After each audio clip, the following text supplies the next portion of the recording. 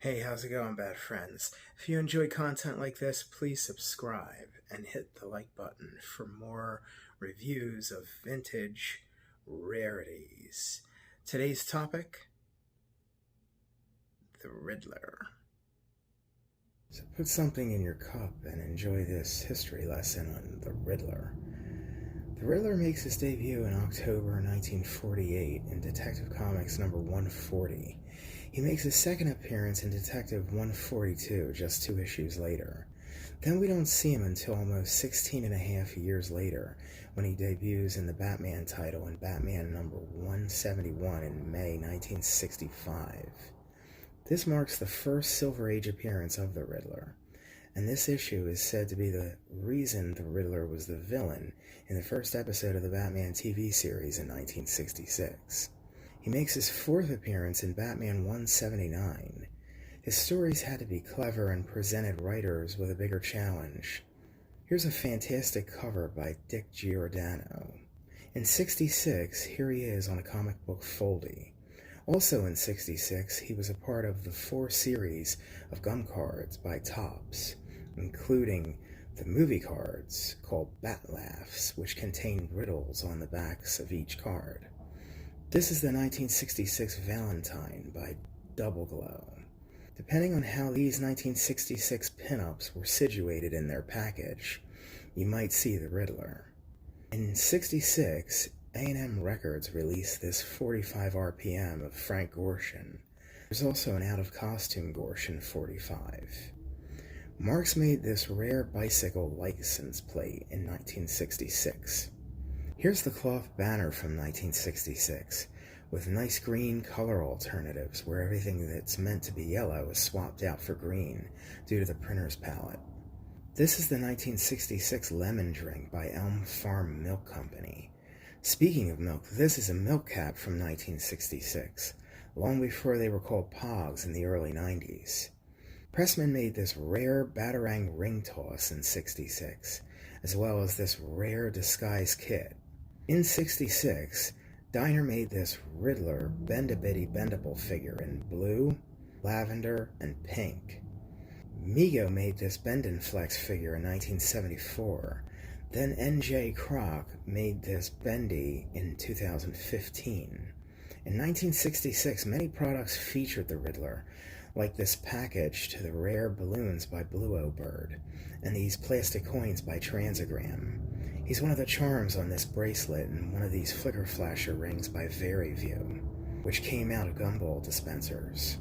In 1973, Mego gives us an 8-inch action figure. In 75, Mego makes a fist-fighting variant. In 76, he's placed on blister cards. I remember my excitement when I found him on this shelf when it was in my parents' closet. Mego put Riddler on a tomato red card without a nameplate in 1979, but never released him on a yellow card in 79, but here's a nice custom from the 90s. Beginning in 2014, Figures Toy Company puts out a seemingly endless barrage of retro-style figures like this Emerald City Comics exclusive, and this Legion of Doom Riddler from Challenge of the Super Friends.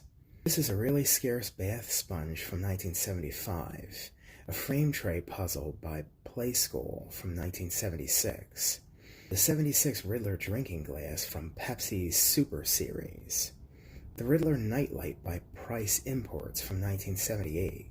The same company also produced this ceramic figure as a wind-up music box in the same year. Here's a beautifully custom-painted Riddler figure by Gulliver.